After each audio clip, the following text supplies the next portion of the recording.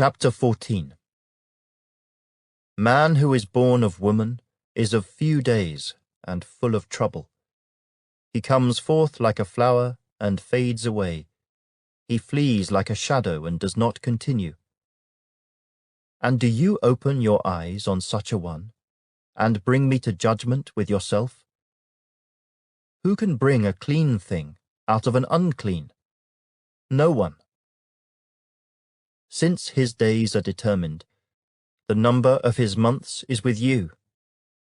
You have appointed his limits so that he cannot pass. Look away from him, that he may rest, till like a hired man he finishes his day. For there is hope for a tree, if it is cut down, that it will sprout again, and that its tender shoots will not cease. Though its root may grow old in the earth, and its stump may die in the ground, yet at the scent of water it will bud and bring forth branches like a plant. But man dies and is laid away. Indeed, he breathes his last, and where is he? As water disappears from the sea, and a river becomes parched and dries up, so man lies down and does not rise, till the heavens are no more. They will not awake, nor be roused from their sleep. Oh, that you would hide me in the grave, that you would conceal me until your wrath is past, that you would appoint me a set time and remember me. If a man dies, shall he live again?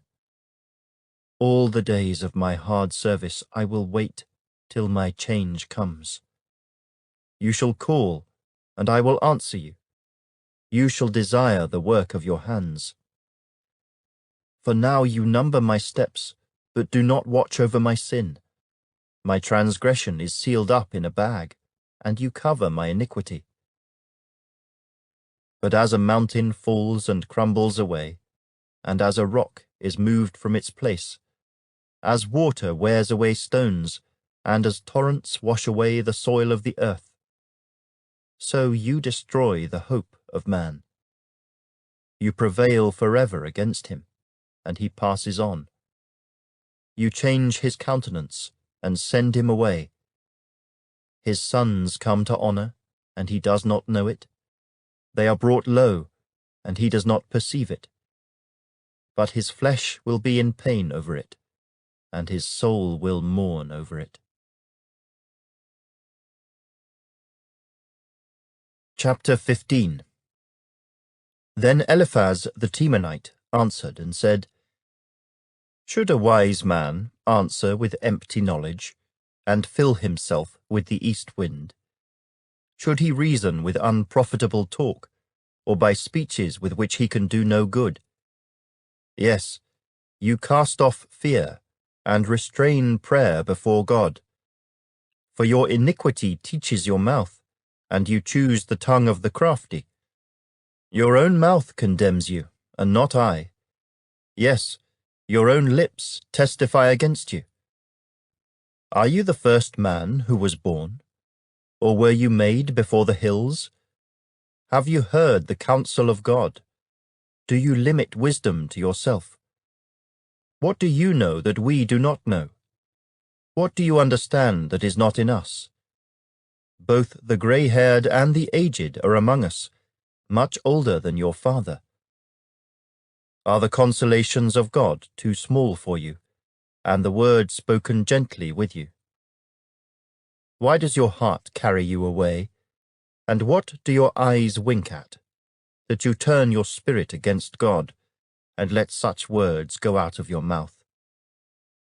What is man, that he could be pure, and he who is born of a woman, that he could be righteous? If God puts no trust in his saints, and the heavens are not pure in his sight, how much less man, who is abominable and filthy, who drinks iniquity like water? I will tell you, hear me. What I have seen I will declare, what wise men have told, not hiding anything received from their fathers, to whom alone the land was given, and no alien passed among them.